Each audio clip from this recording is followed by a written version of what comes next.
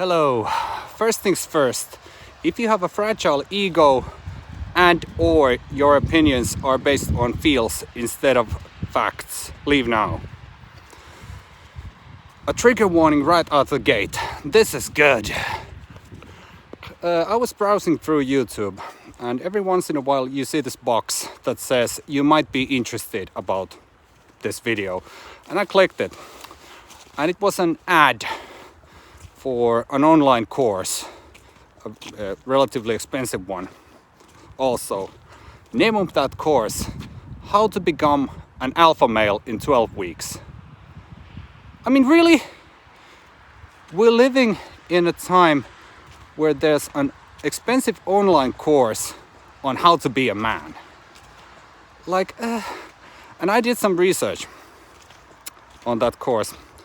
If you follow it to the T, if you do everything that it tells you to do, the end result will not be a man, but self-righteous, narcissistic asshole. And yes, I know where those things are coming from. They're basically a product of red pill MGTOW movement that's been going on for years now. And basically a counterforce to what is called modern feminism, although I don't think there is feminism left in that. But at the same time, I'm not even sure that the guys know what they're doing. Well, these kind of self-claimed alphas online who are telling people how a man should be, how a woman should be.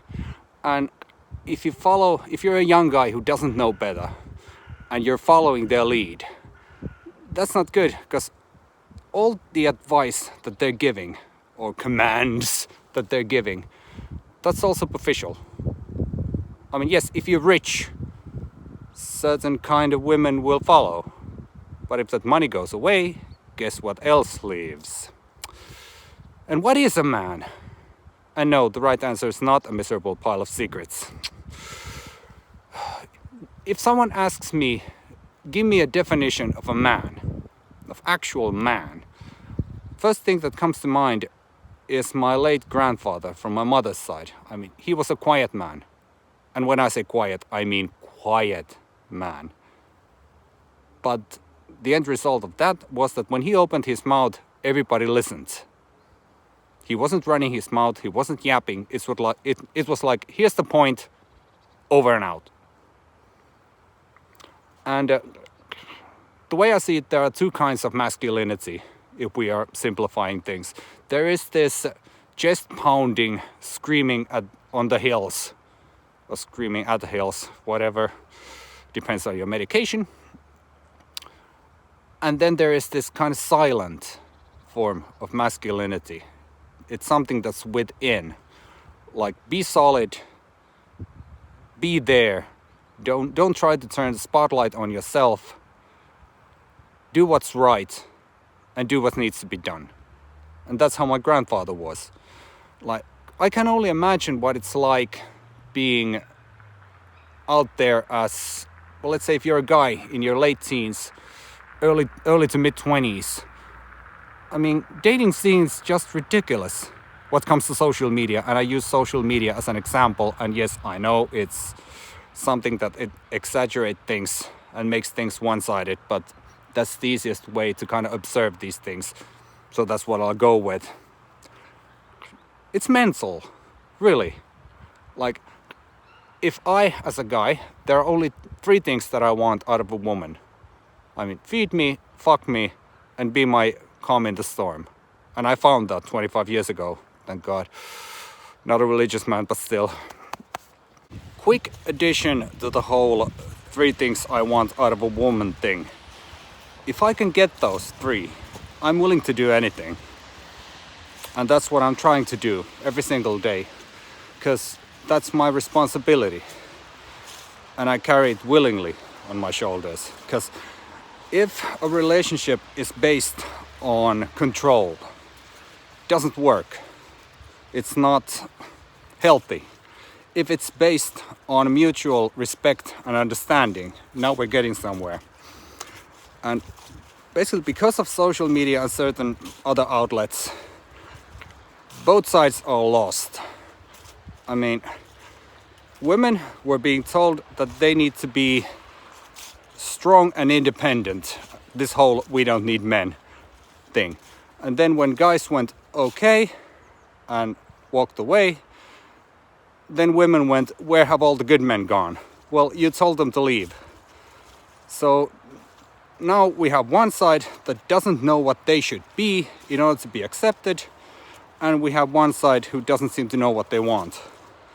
So that's not a win, lose, win situation. That's lose, lose. And I'm hoping that there's something that comes in the future that would kind of clean things up, because it doesn't work like this.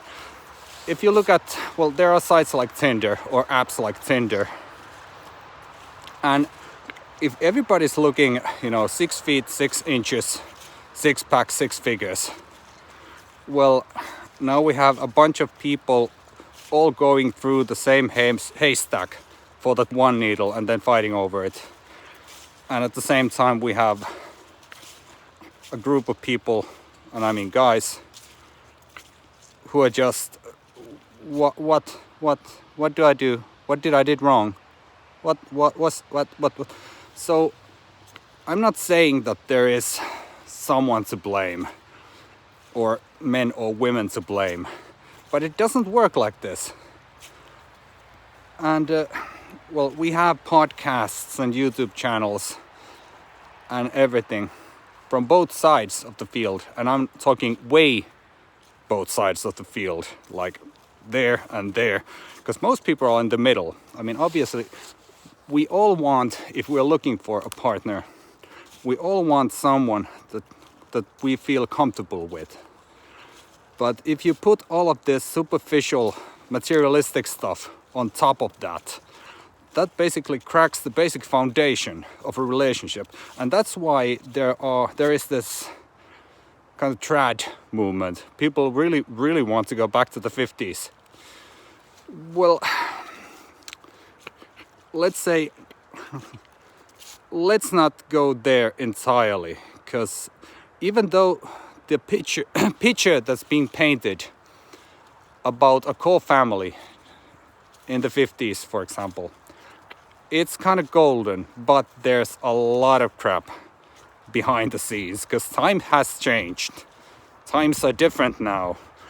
Guys can't do the same things they did back in those days. And, well, it's not healthy for women to do the things that they did in order to cope with all of that. So,